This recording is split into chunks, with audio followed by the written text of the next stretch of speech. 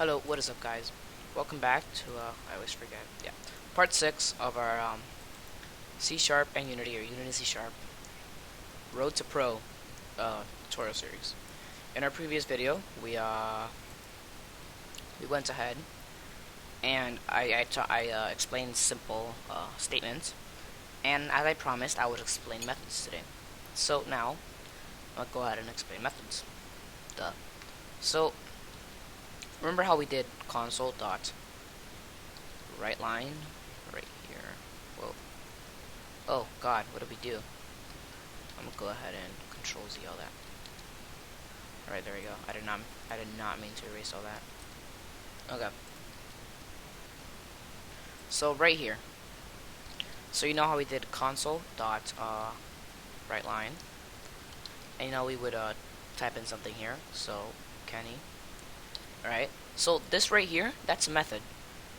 Right there. See how we hover over it, it gives us a definition. Not definition, but how it's used or example or whatever. So anyways, yeah. Right there. That's a method. It's just a reusable part of code. So I mean, if you know, so you don't have to like. Notice how we can use console.writeLine more than we can use it infinitely.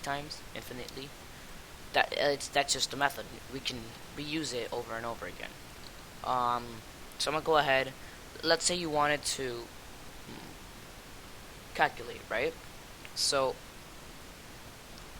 let's say you had a integer called x, and then x would be equal to 5, and then you would run, and then let's say you wanted to double that, and then divide it by 3, right? So you would have to do x is equal to x times 2 divided by 3, and blah blah blah. You would have to write that for each variable, but however, you can just write a method for that. For example, void calculate, right, and then it just goes ahead and multiplies x times 3, blah blah blah, and then if we wanted to do this method, we could just go ahead and call it like this. We would write the name of the method followed by parentheses. I'll explain what they do in a sec, and then at the end a semicolon. Remember, always a semicolon at the end. There is no semicolons, but my friend usually makes this mistake. He puts semicolons after the parentheses in declaration. No. And he puts it after the curly braces. No. So yeah. When you're calling it though, when you're calling the method, meaning like activate it again, because again you can use it again and again. So I'll just say the word activate it again. You do put it after the parentheses. So I'm gonna go ahead and create a simple method if you guys don't know, if you don't know what I mean by now. So every method begins with the type or void. That's how you declare a new method. Void. Hello, you there? Alright, so void. I'm gonna go ahead and call this print. Print name. And what this will do. Why am I getting an error?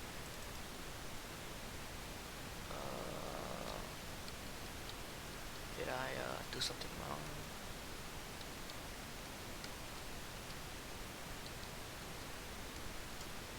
Alright, so void print name. Oh wait, I'm sorry, I'm so stupid. We have to do this outside of the void because we're already in a void. We gotta do this outside. So as you can see here, void print name, and inside of this, as you can see here, print name, and then we do 2 parentheses. Again, I won't explain what they do just now, and then 2 curly braces.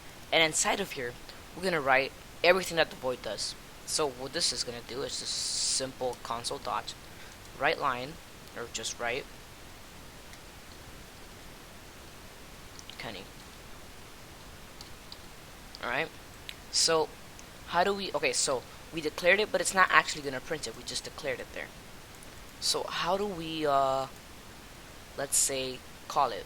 Well, we type in the name of the void, which is print name. Oh, and by the way, we gotta go ahead and make it public, and I haven't explained this yet, but If you want others to access it, you gotta go ahead and make it public. Which all you have to do is write the public keyboard behind it. Well, right behind void, and I will make it public. Sorry about that. And it's still not showing up. Static. I take it. God damn it.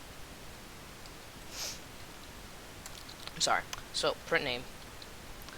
And again, if I didn't have this here, we would run this, and it would just give me that. Nothing would happen. But now, if I call it print name, we type in the name of the method, followed by parentheses, and then a semicolon at the end. We click run. It will print out Kenny. Perfect. Now, Alright, so notice how in the console.write, we don't just call it there without nothing inside here. We have to put something inside the parentheses. Well, that's what we call parameters or arguments, but I prefer to call them parameters. So we can print in here 5 or anything, pretty much anything that we put in there. Of course, string values within quotations. So basically, that's what you call parameters. So when you're declaring the void, inside of here, you would put in the type of variable that you're expecting in the same order. So for example, if you wanted to okay, let's call this method print name and age, right? So in here, we're gonna take in a string age. I'm sorry, name, and then comma int age. Again, string is just text, letters. Int is a whole number, being -1, 1000, whatever. It just can't be with decimal point. So it's gonna console.write line name plus age. Alright, so what this is gonna print out is, let's say I put Kenny and then I put 26, it would print out Kenny 26. So again, if we wanted to call this here, it would be expecting a string value in the first space and an integer value in the second. So let's go ahead and call it by typing in the name of it, parentheses, and a semicolon at the end. And then inside of here, the type of variable. So the first it's expecting a string.